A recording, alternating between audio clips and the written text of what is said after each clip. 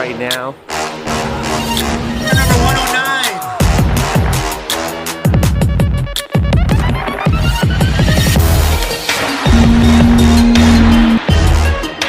Run the wiring for all the cars. This has been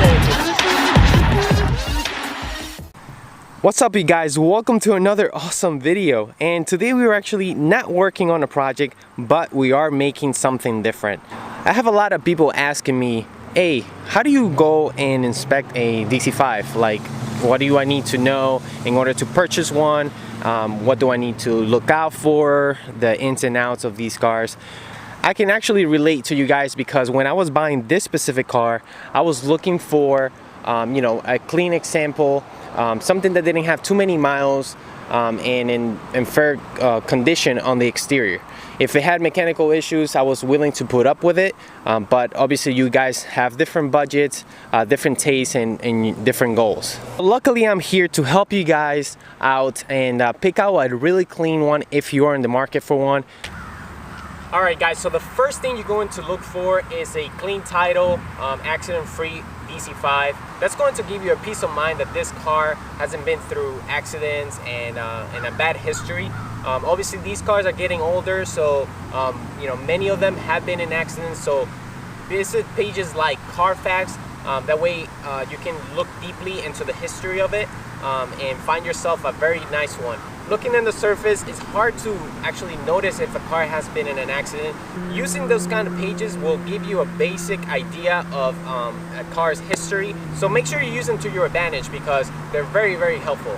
I highly recommend you guys to get a Type S model. Obviously, those are the most performance-oriented ones versus the base model. But if you have economy in mind, definitely get a base RSX. They're great in gas mileage and thieves don't really care for them. The Type S models definitely get a lot of attention, so be careful with them. So guys, before you even start, just find yourself a clean title, accident-free, and you should be good. After that step is done, I'm gonna show you guys what you need to look for inside the engine bay.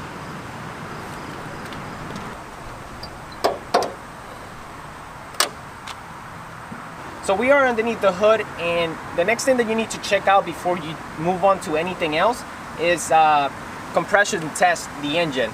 That's gonna give you a basic idea of what the health of the engine is.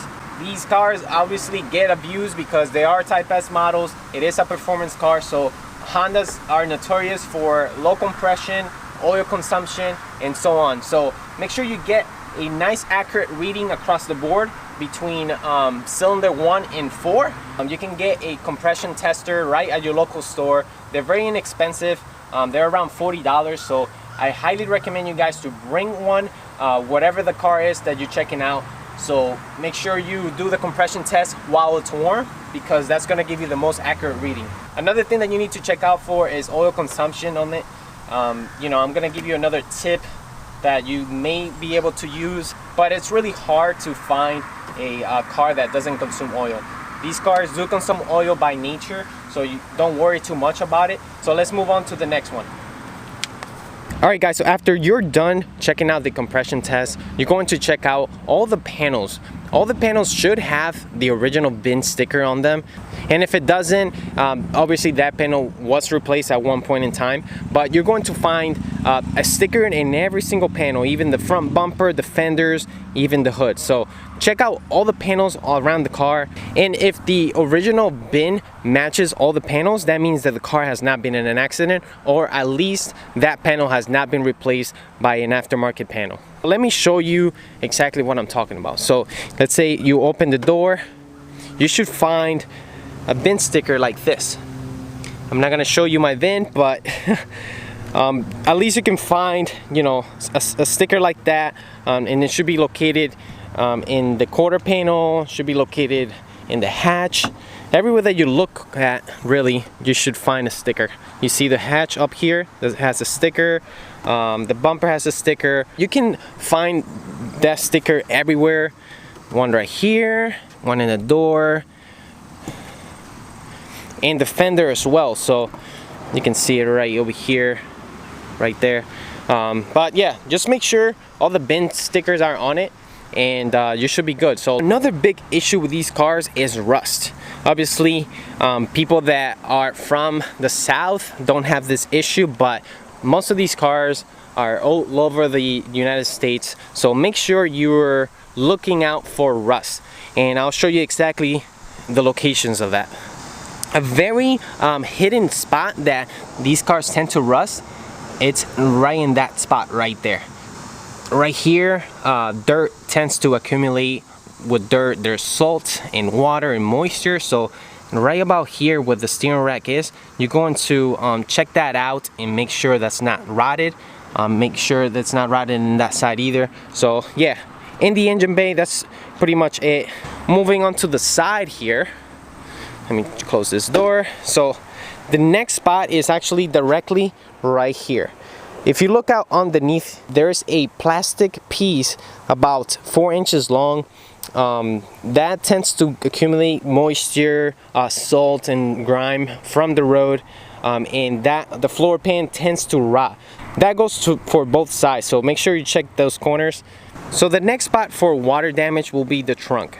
Water tends to travel along these seams right here, and they get behind the taillights where the gaskets tend to rot. Water gets right inside the trunk, and then you have a pool in the trunk. So make sure you lift the spare and check for any rot, any rust.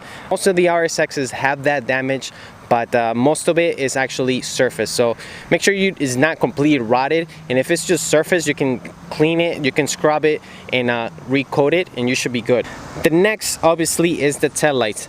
These taillights tend to get moisture in them, and they get full of water, obviously damaging the taillight. These taillights are pretty expensive, so make sure you check for moisture issues. If you find moisture either in the trunk or behind the taillights, it's actually the gasket right behind the taillight. So make sure you buy yourself a quality taillight gasket, which we actually do sell in the store, so make sure you check those out. They're really good, better than OEM. The OEM ones tend to just dry rot, so make sure you grab yourself a quality taillight gasket. So the next thing that you're going to check out is actually the exterior of the car. Obviously, look for signs of Bondo or crappy work. There's a lot of people out there that just don't know how to do body work, so it's gonna be pretty easy to spot. And if you don't spot anything, I'll show you exactly what you need to look out for. First things first, you're going to check out the clearances on the body lines. Make sure they're not like poorly spaced out in both sides, because that's going to give you a tell sign that the car has been hit in either that side or that side, and the panels were aligned improper. If you're looking out for signs of body work, make sure you check out this body line right here, and if it's super straight and super smooth, obviously that car has not been hit in that side. Especially here in this flat spot in the body, I tend to see a lot of RSXs that don't have this line anymore. So if it's super rounded and you don't see this like flat spot here and then rounded here, if you don't see exactly how this looks, that car has had repaired in the past, so look out for that. Body's pretty straight, everything, you can see all the curves and everything, that's factory. So pretty cool to have a clean example of a Type S. As you can see in the glare, the car has a lot of body lines, so if the body line is not too pronounced and it's just rounded off, that gives you a tell sign the car has been worked on. Alright, jumping back into the engine bay, we're going to check out for oil leaks.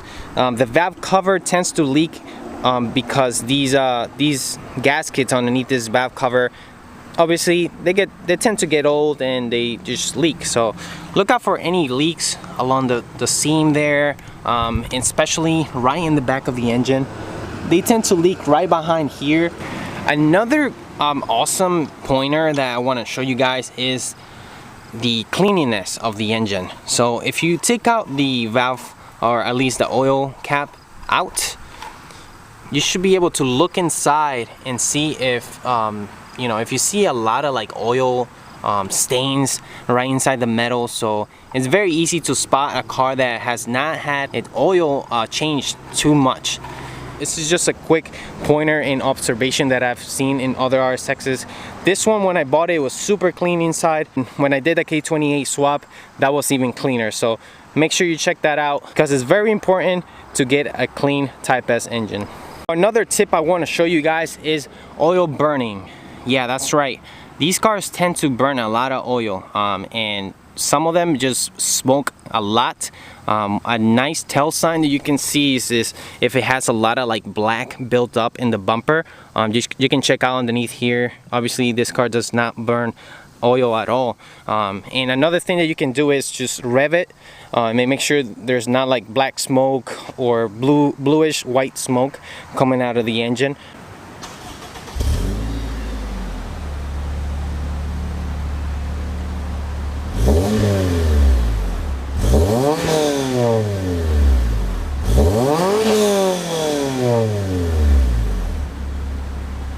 So as you can see, the car does not burn any oil. You can do something similar to this, and if you don't see anything, you're good to go.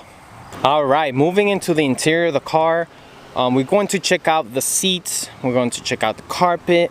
Obviously, the interior is very easy to tell if it has wear and tear, but these RSXs are notorious for seat ripping. And what I mean by that is the factory seats are actually leather and they don't come with these Recaros. So check out the driver's seat, especially right here in the seam.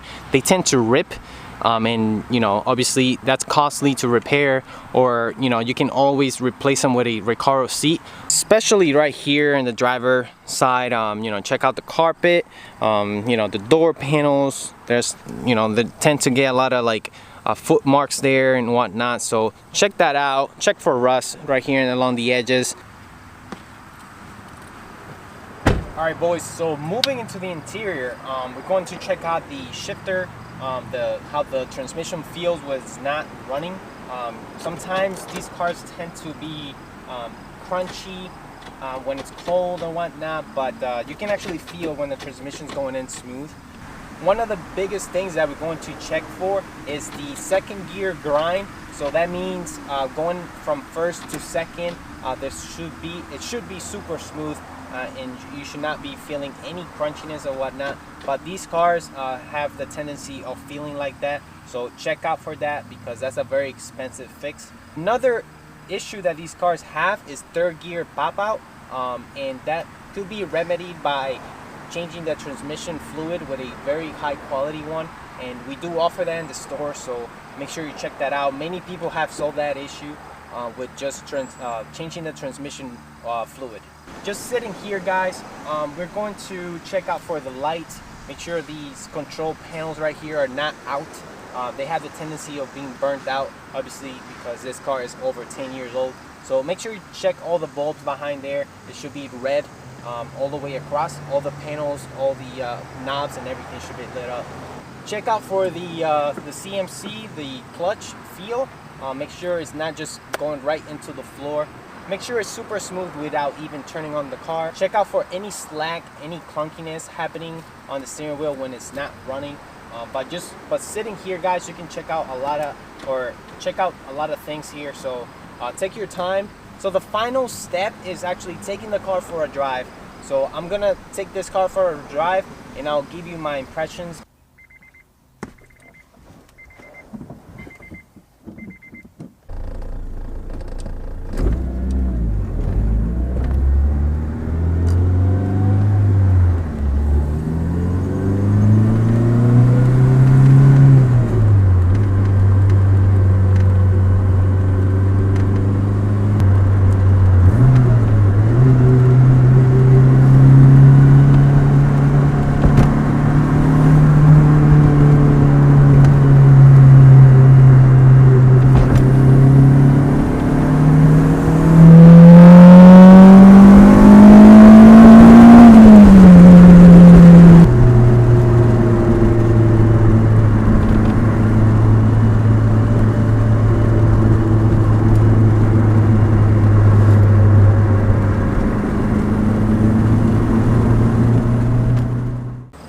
Alright guys, so we just came back from that test drive and I make sure I went through all the gears 1 through 6, make sure everything went in super smooth. I engage the VTEC, make sure no engine codes pop up, because there's some shady people out there that they will go through the hassle of resetting all the codes on the engine before bringing it to you so you can check out the car. So make sure you you go through all the gears, engage VTEC, change speeds, test the braking, test everything, because the car will tell you if there's something wrong with it. I hope all my tips covered up or give you a basic idea of the things that you need to check out on these type of cars. They are performance cars, so make sure you be super picky. Make sure you check out if you had any accidents. Check out the engine compression. Make sure you just go through everything. Take your time, because it is your money, and make sure you protect it. Alright guys, so that's gonna be it for today's video. I hope you enjoyed it. Make sure you hit the thumbs up and subscribe if you haven't. Make sure you turn on the post notifications so you know when the next video is coming. Thank you for all the love and support, guys, and until the next one, peace.